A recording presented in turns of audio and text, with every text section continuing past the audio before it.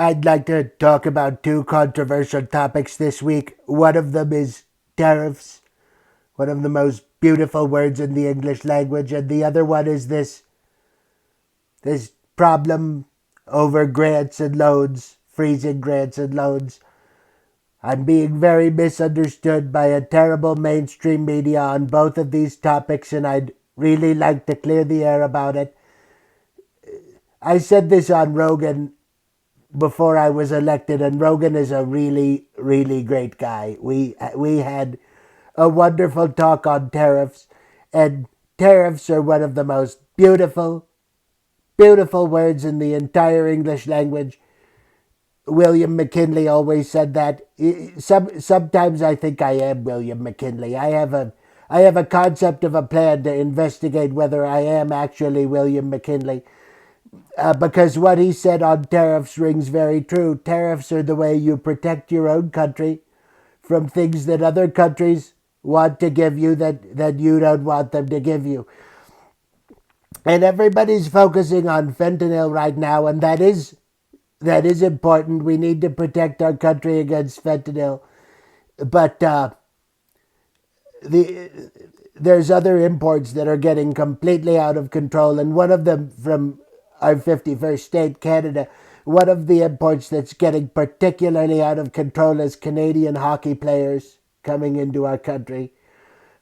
If you look at how the Canadians are playing, they're playing beautiful. They're playing beautiful hockey. They're making our fans really like what they're doing, and it's very sad. If you look at the Canadian teams, they're very high up in the leagues. That playing beautiful hockey, and it's just too much of it. And the only way you can disagree, anyone wants to protect American sports. The only way you can disagree with this is if you're just genuinely stupid, or if possibly you hate our country. We need to protect this country from Canadian hockey players. They're playing entirely too well.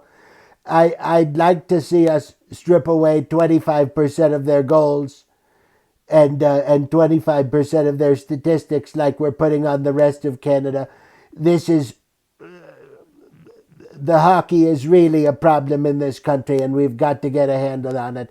The other thing I'd like to talk about, we'll see whether the tariffs go in place or not tomorrow. But the other thing I'd like to talk about is I just had the book thrown at me by the mainstream media, by Democrats, by woke people, by people who like diversity, about what I did on federal grants, freezing the grants and loans funding. And all you have to do is read the memo. It says it right in there. We're trying to protect our country from woke grants, from the Green New Deal. Everyone needs 8 hours of sleep a night. Bobby Kennedy tells me this all the time. Men need 8 hours of sleep every night. Women need more like 10 hours of sleep every night. All I'm trying to do is to get the grants to go to sleep for 10 hours a day. We cannot be having woke grants. Nothing can be awake all this time. Nothing can be awake all this time. You have to sleep. You have to rest. Human beings have to sleep. Human beings have to rest. I think we need to be holding our grants and our loans to the same standards. So what I would have liked to do is put all the grants to sleep for 90 days. Put all the loans to sleep for 90 days. Then we can see there's some grants that will probably still be woke after 90 days. We may have to put them to sleep for longer periods of time. But everything needs sleep. Everything needs sleep. Men need 8 hours of sleep.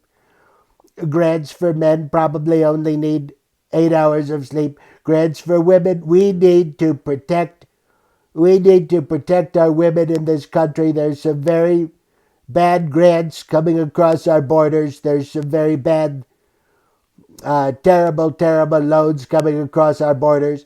And we need the grants about women to be sleeping at least 10 hours a night, especially if they're pregnant grants.